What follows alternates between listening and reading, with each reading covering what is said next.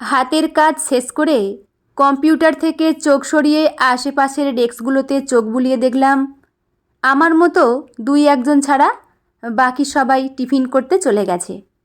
বন্ধ করা কাচের জানলা দিয়ে জল গড়িয়ে পড়ছে দেখে বুঝলাম বাইরে সমানে বৃষ্টি পড়ে চলেছে। সেদিকে তাকিয়ে মনে হলো গতকাল রাত্রিতে প্রশান্ত অফিস থেকে ফেরার সময় চিকেন নিয়ে এসে বলেছিল মনে হচ্ছে রাতের দিকে বৃষ্টি হবে। আজ আর রুটির সাথে সবজি খাবো না, একটু কষা কষা করে মাংস রান্না করো না। রাতে খাওয়ার পর যেটা থাকবে সেটা কাল অফিসে যাওয়ার আগে খেয়ে যাব। আজ সকালে আমরা অফিস বেরোবার আগে গরম ভাতের সাথে সেই বাকি চিকেনটা খেয়ে এসেছি বলে টিফিন আমরা আজ কেউ নিয়ে বেরোইনি। যে বৃষ্টিটা রাতে হওয়ার কথা ছিল সেই বৃষ্টিটা সারা রাত আর সকালে না হলেও এখন হচ্ছে দেখে মনে হলো একটু চা খেতে পারলে ভালো হতো। কম্পিউটারটা অফ করে ক্যান্টিনের দিকে এগিয়ে যেতে গিয়ে দেখলাম সুদীপাদি হাতে একটা কাপ নিয়ে ক্যান্টিনের ভাঙা জানালার দিকে তাকিয়ে একমনে কি দেখছে। পায়ে পায়ে সেদিকে এগিয়ে গিয়ে সুদীপাদির পিছনে দাঁড়িয়ে বাইরে তাকিয়ে দেখি একজন মাঝবয়সী ভদ্রলোক বৃষ্টির মধ্যে একটা 5-6 বছরের বাচ্চা ছেলেকে বুকের মধ্যে করে নিয়ে ছাতা মাথায় দিয়ে হেঁটে চলেছে। সেদিকে কয়েক সেকেন্ড তাকিয়ে থেকে সুদীপাদিকে বললাম, দিদি আপনার টিফিন করা হয়ে গেছে?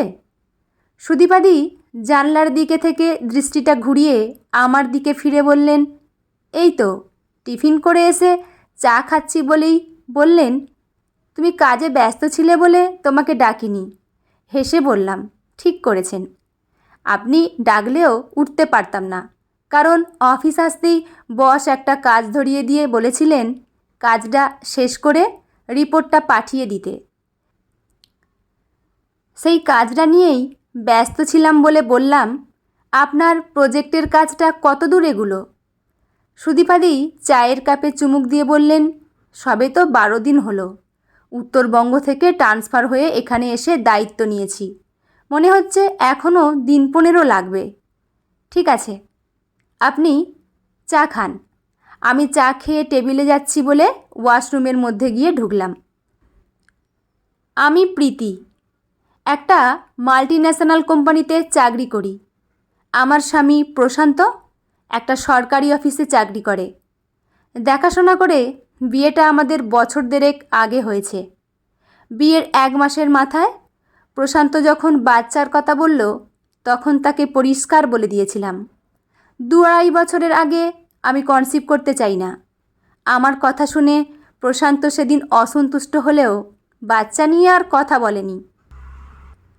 আমি মনে মনে ভেবে রেখেছি আর মাস 6 পরে প্রশান্তকে বলবো এবার আমি মা হতে চাই। প্রশান্ত মাছ মাংস খেতে ভালোবাসে বলে যখন তখন বাজার থেকে সেগুলো নিয়ে এসে আমাকে যখন রান্না করতে বলে তখন শুরু হয় তার সাথে আমার অশান্তি। আমি অশান্তি করে যখন বলি অফিস যা বন্ধ করে তোমার এই লোটে মাছ রান্না করব, যার জল শুকোতে সময় লাগে, এগুলো আমি সব বাইরে ফেলে দেব, তখন সে আস্তে করে বলে, ঠিক আছে, তোমাকে যে এক্ষুনি রান্না করতে হবে সে কথা তো বলিনি, যখন যেদিন তোমার মন চাইবে সেদিন করো বলে সেগুলোকে ভালো করে ধুয়ে ফ্রিজে তুলে রাখার সময় বলে, তুমি আমাকে রান্নাটা শিখিয়ে দিও তো। এই হচ্ছে প্রশান্ত। ওর ওপর যে বেশিক্ষণ রাগ করে থাকবো তারও উপায় নেই, কারণ প্রশান্ত রাগও করে না, ঝগড়াও করে না, শুধু আমার দিকে তাকিয়ে থাকে।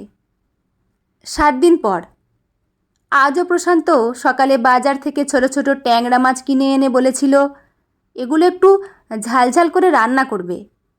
কিছু না বলে প্রশান্তর দিকে একটু কড়া করে তাকিয়ে বলেছি, তুমি আমাকে কি মনে করো? প্রশান্ত সাথে সাথে মাছগুলো ধুয়ে ফ্রিজে রেখে দিয়ে বলল, কাল থেকে আমি আর বাজারেই যাব না। তুমি বললেও যাব না।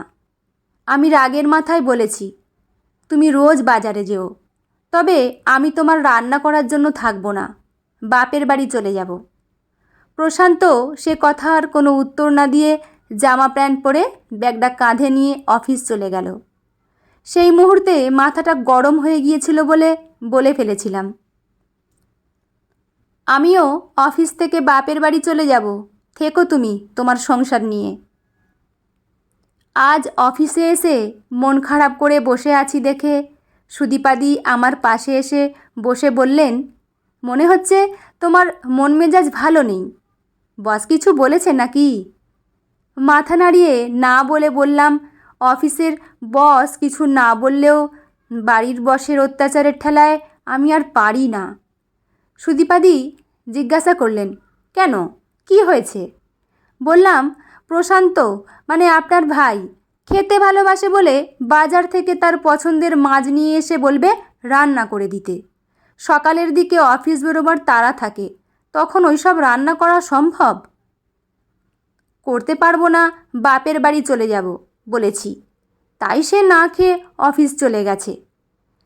আপনি বলুন তো দিদি, যার জন্য খুব সকালে উঠে রান্না করি সেই লোকটা যদি না খায় আমি কি করে খাই?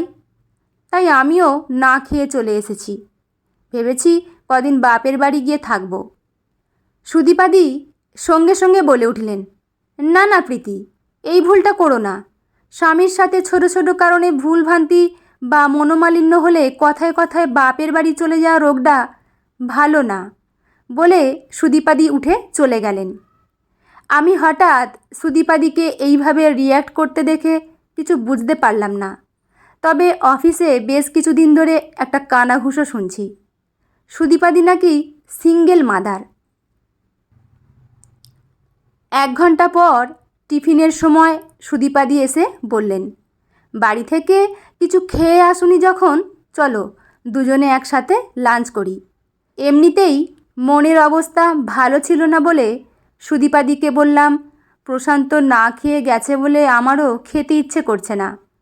সুদীপাদি বললেন, তোমার প্রশান্তর খিদে লাগলে সে ঠিক খাবে, তুমি কেন না খেয়ে থাকবে, চলো। ইতস্তত করতে করতে শেষ পর্যন্ত সুদীপাদির সাথে লাঞ্চ করতে ক্যান্টিনে গেলাম।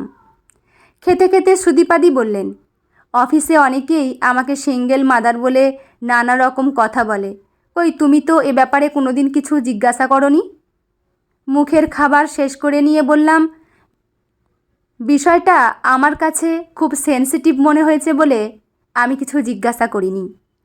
সুদীপাদি বলতে লাগলেন, প্রদীপের সাথে আমার বিয়েটা হয়েছিল 3 বছর প্রেম করবার পর। কলেজেই আমাদের প্রেমের পর্ব শুরু হয়েছিল। কলেজ থেকে বেরিয়ে 1 বছর অপেক্ষা করার পর আমি এই কোম্পানিতে চাকরিটা পাই। প্রদীপ চাকরি পাওয়ার 3 মাস পর আমাদের বিয়ে হয়। বিয়ের পর প্রদীপের বাড়ির লোক আমার চাকরি করা নিয়ে আপত্তি তুলেছিল। প্রদীপ অবশ্য তার বাড়ির লোকেদের আপত্তিকে পাত্তা না দিয়ে আমাকে বলেছিল, তুমি কোনো দিকে নজর না দিয়ে তোমার কাজটা তুমি করো, তেমন হলে আমরা আলাদা হয়ে যাব। আমি আলাদা হওয়ার কথায় আপত্তি করে প্রদীপকে বলেছিলাম, তুমি তোমার মা বাবাকে বোঝাও, তুমি যদি চাকরি করতে পারো আমি কেন পারবো না? আমি তোমার বাবা মায়ের সাথেই থাকব। যত দিন যেতে লাগলো বুঝতে পারলাম প্রদীপের মা আমার উপর চাপ তৈরি করতে লাগলেন। সংসারের কাজগুলো যেন আমার জন্যই তোলা থাকতো। সকালে ব্রেকফাস্ট করে আমরা বেরিয়ে পড়তাম, আবার রাতে আমাকে বাড়িতে ফিরে রান্না করতে হতো। সারাদিন অফিস করে বাড়িতে ফিরে রান্না করার ইচ্ছা না থাকলেও আমাকে করতে হতো, কষ্ট হতো। তবুও প্রদীপকে কিছু বলতাম না, কারণ আমি জানতাম প্রদীপ তার মায়ের উপর কথা বলবে না। আমি মনে মনে ভাবতাম, আমি বলতে যাব কেন, সে তো সব দেখতে পাচ্ছে। বিয়ের 1 বছরের মাথায় আমাদের বাচ্চা চলে আসে। শারীরিক কোনো প্রবলেম ছিল না বলে অফিস বন্ধ করিনি। প্রদীপ এই সময় আমাকে খুব খেয়াল রাখত, যদিও প্রদীপের মা আমাকে কথা শোনাতে কম করতেন না। মাতৃত্বকালীন ছুটি পেয়ে যখন প্রদীপকে বললাম আমি বাপের বাড়ি যাব, তখন প্রদীপ বলেছিল, তোমার মায়ের শরীর ভালো না, তার থেকে তুমি এখানে থাকো, আমার মা আছেন, আমি আছি, তোমার দেখাশোনা করতে সুবিধা হবে। এরপর আমাদের ছেলে অনিকের জন্ম হয়। নার্সিংহোমে যখন প্রদীপ আমাকে দেখতে গেছে তখন সে তার ছেলেকে কোলে নিয়ে আনন্দে কেঁদে ফেলেছিল। প্রদীপ তার ছেলে অনিকে পেয়ে খুব খুশি হয়েছিল। সমস্যা শুরু হলো যখন মাতৃত্বকালীন ছুটি শেষ করে অফিসে জয়েন করলাম তখন। আমার শাশুড়ি পরিষ্কার জানিয়ে দিলেন, বাচ্চার সর্বক্ষণ দেখাশোনা করতে পারবেন না, চাকরি ছাড়তে হবে। প্রদীপ সেদিন তার মাকে বলেছিল, তুমি যদি আমার বাচ্চাকে দেখাশোনা করতে না পারো তাহলে আমাকে একটা মেয়ে রাখতে হবে। এর সঙ্গে সুদীপার চাকরি ছাড়ার কথা বলছো কেন? অনিক তখন খুব ঝামেলা করতো, খেত না ঠিকঠাক, সবসময় ঘ্যান ঘ্যান করতো। ডাক্তারও দেখিয়েছিলাম, কেন সে এমন করে। ডাক্তার বলেছিলেন এতে কোনো সমস্যা নেই, একটু সময় নিয়ে খাবেন, ঠিক খাবে। আমিও তখন কেন জানি খিটখিটে হয়ে গিয়েছিলাম। প্রদীপ কখনো বলেনি তুমি চাকরি ছেড়ে দাও, কিন্তু কখনো সেইভাবে ওর মায়ের কথার প্রতিবাদও করেনি। আমার তখন প্রদীপের ওপর রাগ হতো, তার মায়ের এই অন্যায়ের প্রতিবাদ করতো না বলে। এইভাবে দেখতে দেখতে অনিকের যখন 1 বছর বয়স হলো তখন চাকরি ছাড়াছাড়ি নিয়ে শাশুড়ি মায়ের সাথে তুমুল ঝগড়া হলো। সেদিন কেন জানি আর সহ্য হয়নি, অনিককে নিয়ে বাপের বাড়ি চলে এসেছিলাম। চাপা উত্তেজনা নিয়ে জিজ্ঞাসা করলাম, তারপর? সুদীপাদি বললেন, তারপরে আর কি, আমাদের ইগোর জয় হলো। প্রদীপ কিছুদিন চেষ্টা করেছিল আমাকে বাড়ি ফিরিয়ে নিয়ে যাওয়ার, কিন্তু আমি না গিয়ে বলেছিলাম তুমি তোমার মায়ের চিন্তাভাবনা পাল্টানোর চেষ্টা করো। জিজ্ঞাসা করলাম, প্রদীপ এখন কোথায়? সুদীপাদি কিছু সময় চুপ করে থেকে বললেন, ওর বাবা মায়ের উপর আমার উপর রাগ করে যে চাকরিটা সে করতো সেটা ছেড়ে 5 মাস অপেক্ষা করার পর আমেরিকায় চাকরি নিয়ে চলে যায়। প্রদীপ এখান থেকে চলে যাওয়ার পর থেকে আমার সাথে 2-1 বার যোগাযোগ করবার চেষ্টা করলেও তার বাবা মায়ের সাথে কোনো রকম যোগাযোগ করেনি। আবার কিছু সময় চুপ করে থেকে সুদীপাদি বললেন, জানো প্রীতি, এখন আমার খুব আফসোস হয়। এই ভেবে প্রদীপকে একটা সুযোগ দেয়া উচিত ছিল। ছেলেটার বয়স এখন 5, স্কুলে যায়। যখন দেখে যেসব ছেলেমেয়েরা বাবার হাত ধরে ঘুরে বেড়ায়, আমার ছেলেটা সেদিকে তাকিয়ে থেকে প্রশ্ন করে, আমার বাবা কোথায়? কোনো উত্তর দিতে পারি না। অন্য নানা রকম কথা বলে ভুলিয়ে রাখি, কিন্তু কতদিন বলতে পারো? বলে ঝরঝর করে কেঁদে ফেললেন সুদীপাদি। দিদি শান্ত হন। অন্যরা দেখছে বলে সুদীপাদিকে সান্ত্বনা দিয়ে বললাম, প্রদীপদার কোনো ছবি আছে? চোখ দুটো মুছে সুদীপাদি বললেন, কেন? না, এমনি দেখতাম বলে পরিস্থিতি হালকা করার জন্য বললাম, আপনাদের ছেলে কার মতো দেখতে হয়েছে? দিদি বললেন, একদম ওর বাবার মতো।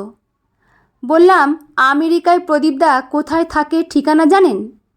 দিদি মাথা নেড়ে না বলে বললেন, প্রথম 2-1 বার ভিডিও কলিংয়ে কথা বলার চেষ্টা করতো, কিন্তু আমি ফোন ধরতাম না।